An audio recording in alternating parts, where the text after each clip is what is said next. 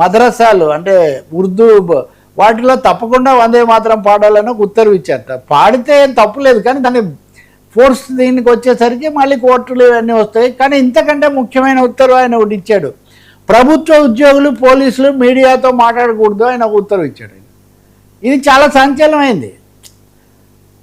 ఏదో blinking in darkness అంటారే, చీకట్లో సైగ చేస్తే ఎవరికి కనపడదు కదా. ప్రభుత్వాలు అనేవి ఏ పని చేసినా కానీ ఆ సందేశం ప్రజలకు చేర్చడానికి, పథకాలు ఇవన్నీ తెలియడానికి మీడియా ప్రసార సాధనాలు తప్ప ఏం లేదు.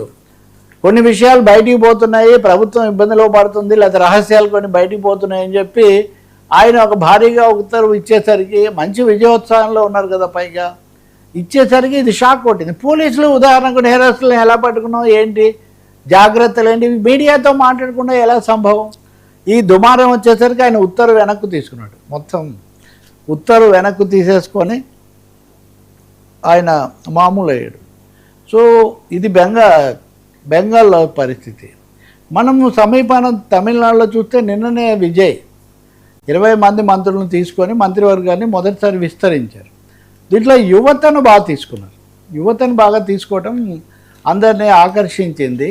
అదే సమయంలో అన్నా డిఎంకే వాళ్ళు భారీగా బలపరచడం ఆయనకు బాగా దోహదపడినప్పటికీ, అన్నా డిఎంకే వాళ్ళని తీసుకుంటే మేము మీ మద్దతు ఇవ్వము అని కమ్యూనిస్టులు చెప్పడం వల్ల అన్నా డిఎంకే వాళ్ళు ఎవరిని తీసుకోలేదు. పదవులు రాకపోవడం వీళ్ళు ఆశాభంగం చెందారు. మనం ఇంతగా కాబట్టి మళ్ళీ మనం మాతృ సంస్థకు తిరిగి వెళ్ళిపోదాము అని పళనిస్వామి కూడా, మీరు అటు ఓటేసారు ఇదంతా అయిందని ఏం పర్లేదు, మీరు తిరిగి వస్తానంటే తీసుకోవడానికి సిద్ధం అని చెప్పి ఆయన కూడా మళ్ళీ సంకేతాలు పంపుతున్నాడంట.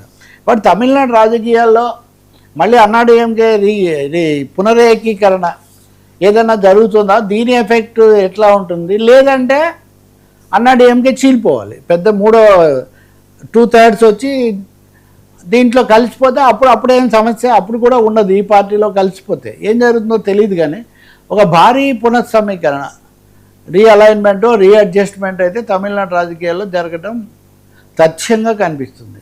ఈ క్రమంలో కాంగ్రెస్ సంతోషించే విషయం ఏమంటే, 60 సంవత్సరాల తర్వాత కాంగ్రెస్ పార్టీ మొదటిసారి మంత్రివర్గంలో ప్రవేశించింది. 1967లో 66-67లో అన్నాదురై ముఖ్యమంత్రి అయినప్పటి నుంచి ఇంతవరకు తమిళనాడులో కాంగ్రెస్ పార్టీ ప్రభుత్వంలో పాలు పంచుకున్న అసలు అవకాశమే లేకుండా పోయింది. స్టాలిన్ ప్రభుత్వం ఉన్న తర్వాత కూడా వాళ్ళు ప్రయత్నం చేశారు.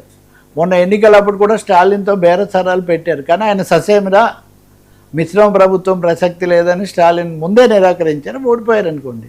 సో ఇప్పుడు మంత్రివర్గంలో చేరడం అనేది కాంగ్రెస్ పార్టీకి చాలా కొంచెం మహోత్సాహంగా వాళ్ళు ఉన్నారనమాట. మీరు గమనిస్తే కనుక ఈ చిదంబరం, మూపనార్ వాళ్ళు దీన్ని భరించలేక వాళ్ళు పార్టీ నుంచి చీలిపోయి, మనం వాళ్ళతో కలవకూడదు, సపరేట్గా ఉండాలని తమిళ మానిల కాంగ్రెస్ అనేది ఏర్పాటు చేసి ఎన్నికల్లో గెలిచిన ఉదాహరణ కూడా మనకు ఉంది. కేంద్ర మంత్రి కూడా అయ్యాడు, ఆర్థిక మంత్రి అయ్యాడు కదా చిదంబరం అప్పుడు. కాబట్టి మరొకసారి కాంగ్రెస్ పార్టీ తమిళనాడులో అధికారంలో పాలు పంచుకోవడం అన్నది దక్షిణాది రాష్ట్రాల్లో వచ్చిన ఒక పెద్ద పరిణామం. ఇప్పుడు 4 రాష్ట్రాల్లో తెలంగాణ, కేరళ, ఇక్కడ ఇది దీంట్లో కూడా అది భాగస్వామిగా ఉండటం అన్నది ఒక ముఖ్యమైన పరిణామంగా కనిపిస్తుంది. కాంగ్రెస్కు ఉత్సాహపరిచే విషయంలాగా ఉంది కొంచెం. Thank you sir, thank you so much. ఇది ఈనాటి ఫ్రాంక్లీ విత్ తెలకపల్లి. శేషం టు 19 న్యూస్.